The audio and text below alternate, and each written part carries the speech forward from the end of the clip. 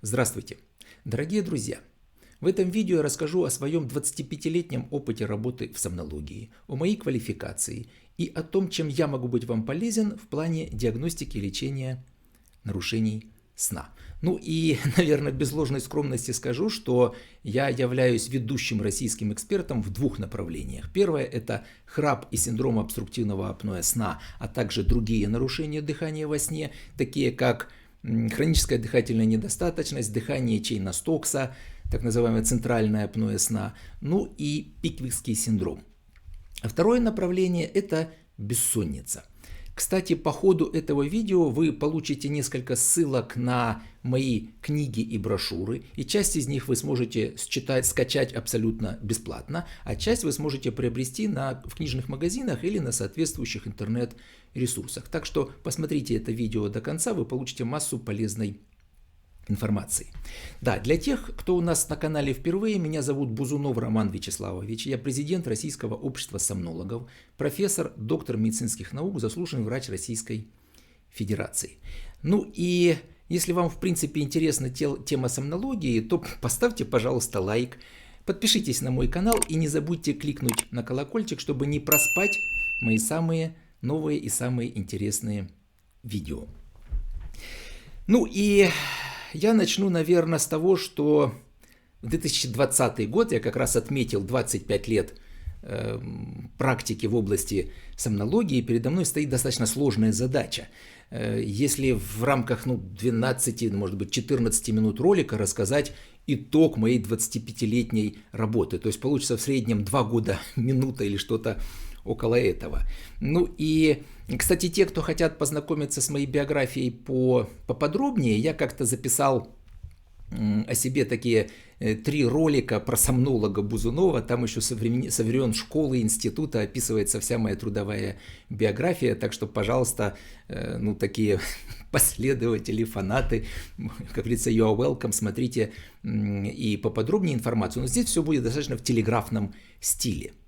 В 1988 году я окончил Первый Московский медицинский институт с отличием. Кстати, посмотрите на дипломчик. Я очень горжусь своим красным дипломом Московского медицинского института. Потом я 2 года отучился в клинической ординатуре. Сейчас это управление делами президента. Раньше это было 4-е главное управление. Ну и потом 28 лет отработал в клиническом санатории Барвиха, управление делами президента. Ну а с 2018 года решил, что наверное, хватит работать на государство, решил поработать на себя. И сейчас занимаюсь в частной медицине, собственно говоря, проблемами диагностики и лечения расстройств сна. Кстати, все документы вы сможете посмотреть в информации к этому видео по ссылочке. Но я, кстати, думаю, что вас, наверное, больше интересуют не документы, а именно моя квалификация и мой опыт работы, и то еще раз, насколько я могу быть вам полезен. Ну и начну я, конечно, с нарушений дыхания во сне. Это первое направление, которым я занялся с 1995 года. И за прошедшие, получается, эти 25 лет я проконсультировал больше 10 тысяч пациентов с расстройствами дыхания во сне и эффективно полечил пациентов с различными тяжелыми серьезными нарушениями, такие как синдром обструктивного апноэ сна, пиквикский синдром.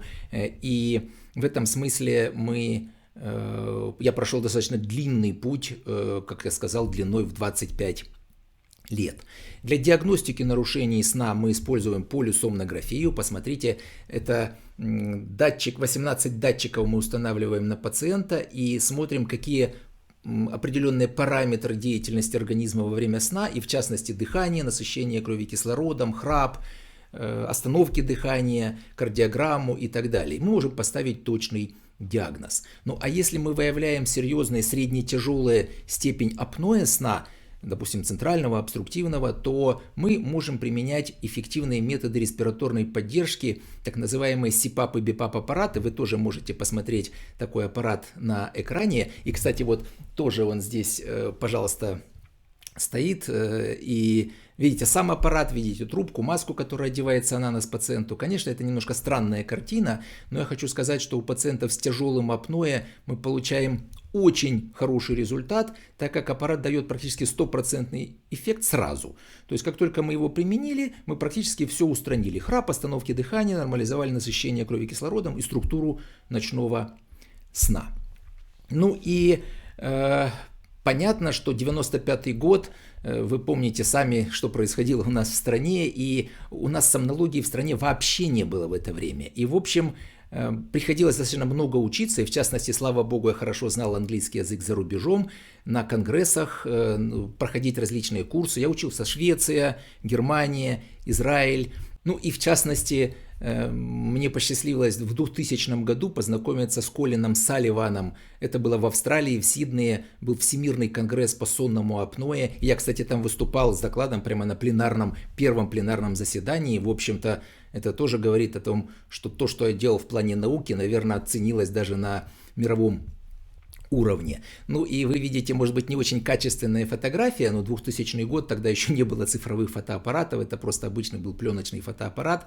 И с тех пор нам удается поддерживать с Колином достаточно хорошие профессиональные связи, и мы периодически встречаемся на конгрессах. В частности, вот в 2015 году он даже написал нам поздравление, тогда было 20 лет я заведовал сомнологическим центром, и он поздравил меня с 20-летием сомнологического центра. Ну и интересно, что Колин и сейчас до сих пор активно работает, и чрезвычайно интересно смотреть за его научными исследованиями и встречаться опять же на конгрессах. Вот последний раз это был 2018 год, и слушать его доклады, и в частности о каких-то новых подходах к лечению расстройств дыхания во сне. Ну и надеюсь, пандемия когда-нибудь закончится, и мы продолжим так или иначе наши контакты на международном уровне. Ну, так как это был предмет моего научного интереса и, в общем, достаточно большой объем клинического материала, в 2003 году я защитил докторскую диссертацию по теме синдрома обструктивного апноэ сна и связи с ожирением, взаимосвязи ожирения и апноэ сна. Ну и с тех пор, когда я начал лечить этих пациентов, у меня накапливался, если так сказать, база данных этих пациентов, потому что некоторые пациенты у меня уже вот 25 лет постоянно спят с этими аппаратами. Сейчас больше 6000 человек, которые у меня под наблюдением, которые применяют те или иные методы респираторной поддержки в домашних условиях. Ну и я скажу, что очень важным аспектом является еще и обучение и врачей, и пациентов тому, что храп и апноэ сна – это серьезное заболевание, и тому, как диагностировать и лечить эти расстройства. В частности, вот, пожалуйста, книжечки. Вы видите, кстати, их и на экране. Первая книжка – это «Как лечить храп и синдром обструктивного апноэ сна». Это такая научно-популярная, наверное, больше книга, хотя и доктора тоже с удовольствием ее читают, но она все-таки рассчитана на больше пациентов, о том, чтобы человек мог заподозрить прежде всего у себя это заболевание, и, во-вторых, понимал, что можно сделать самостоятельно и когда нужно обратиться к врачу. Ну, а для тех пациентов, которые у нас применяют СИПАП в домашних условиях, как я сказал, это больше 6000 человек, это долгосрочная СИПАП-БИПАП-терапия в домашних условиях, тоже такая памятка-брошюра о том, как применять это лечение в домашних условиях. Мы, кстати, реализуем такую очень эффективную программу «Шанс». Вы помните, моя диссертация была посвящена сочетанию апноэ сна и ожирения. Так вот, если мы эффективно лечим апноэ, то у человека создаются предпосылки снижения массы тела. И если у нас ожирение основной фактор риска, который вызвал апноэ, то на фоне СИПАП-терапии мы существенно снижаем массу тела, и человек фактически излечивается и от ожирения, а в итоге и от самого синдрома обструктивного апноэ сна и может отказаться от СИПАП-аппарата.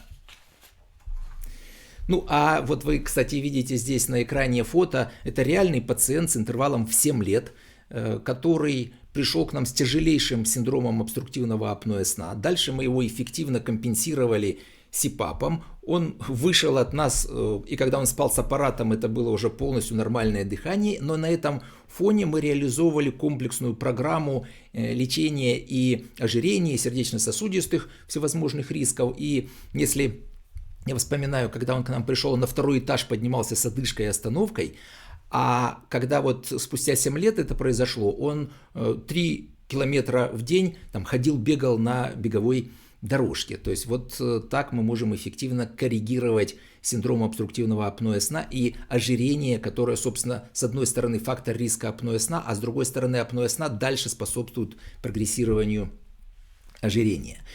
Ну и накопив очень большой объем клинического материала, я написал такую монографию. Она называется «Неинвазивная респираторная поддержка при расстройствах дыхания во сне». Это первое и до сих пор единственное такой вот монументальный, я не побоюсь этого слова сказать, труд о всех аспектах неинвазивной вспомогательной вентиляции легких у пациентов при различных расстройствах дыхания во сне. Здесь все методы самой вентиляции CPAP, BiPAP, TriPAP, адаптивная сервовентиляция, кислородотерапия, ну и различные болезни, синдром обструктивного апноэ сна, центрального апноэ сна, пиквикский синдром, синдром ожирения и гиповентиляции. И, в общем-то, на самом деле это такой очень серьезный труд, которым я реально горжусь. Ну и, наверное, я вас убедил, что у меня достаточно высокая квалификация в области диагностики и лечения нарушений дыхания во сне. Так что, если у вас есть храп и указания на остановке дыхания во сне, если этим страдают ваши родственники, друзья или знакомые, пожалуйста, обращайтесь. Я могу вас обследовать, поставить точный диагноз и эффективно вас полечить. Ну а второе большое направление, которым я занимаюсь, это лечение бессонницы. Причем интересно, что больше 50% бессонниц связано не с какими-то органическими, соматическими болезнями или психическими болезнями. Они связаны с нарушением образа жизни, гигиены сна или гигиены спальни.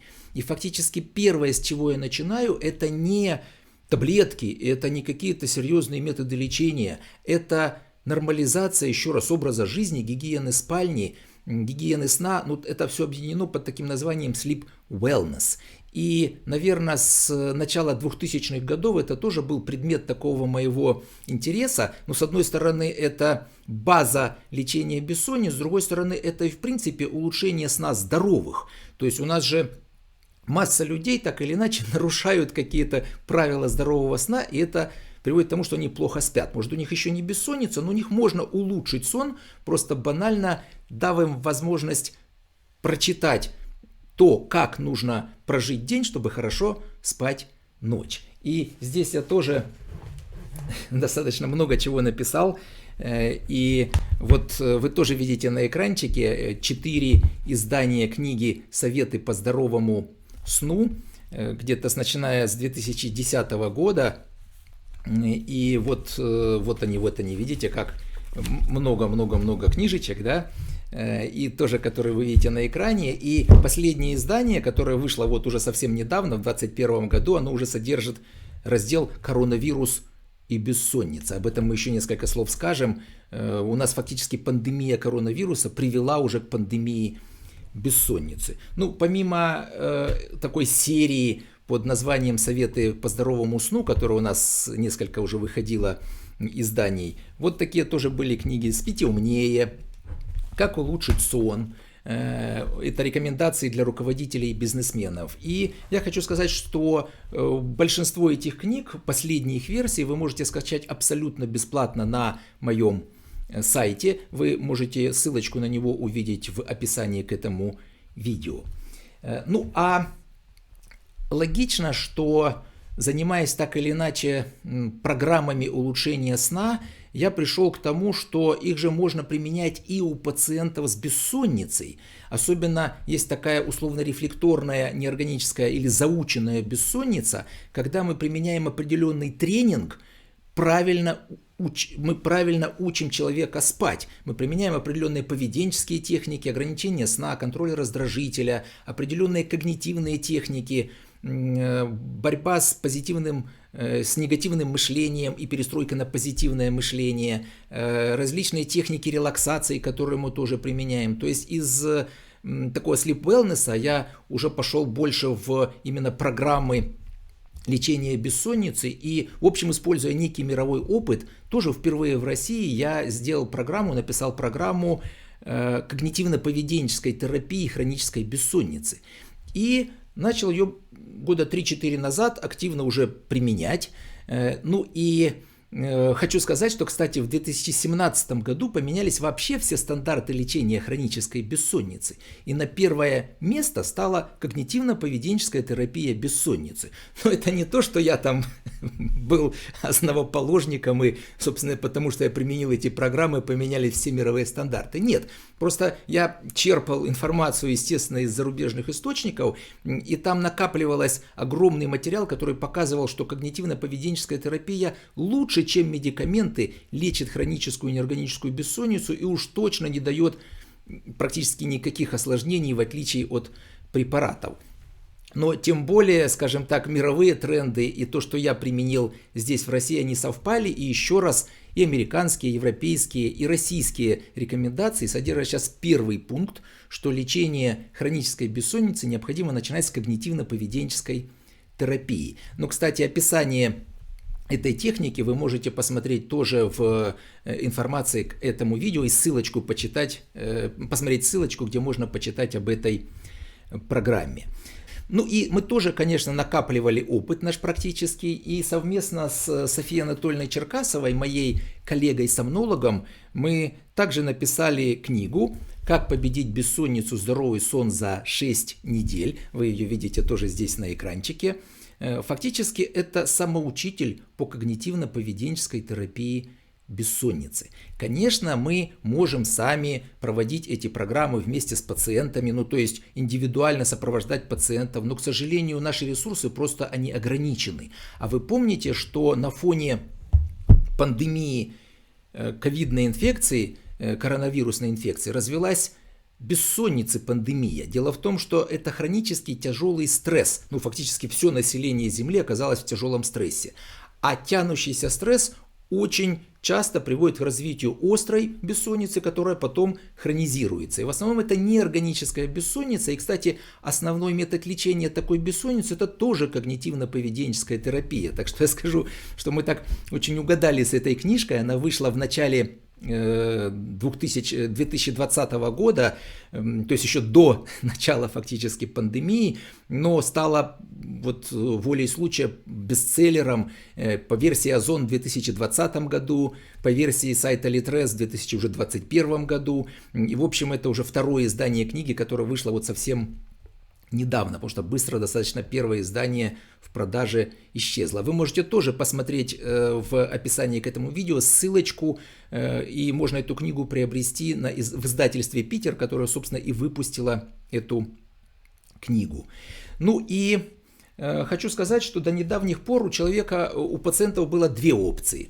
Первое – это наше индивидуальное сопровождение, когда мы человека в течение 6 недель по определенной программе сопровождаем лично, еженедельно встречаясь, хотя это в онлайн, это у нас такая психологическая онлайн-программа, но это 6 встреч с пациентами, это задание пациентам, да, то есть мы выступаем в роли таких тренеров, которые фактически объясняют человеку, что и как нужно сделать в плане поведенческих и когнитивных техник, чтобы справиться с бессонницей.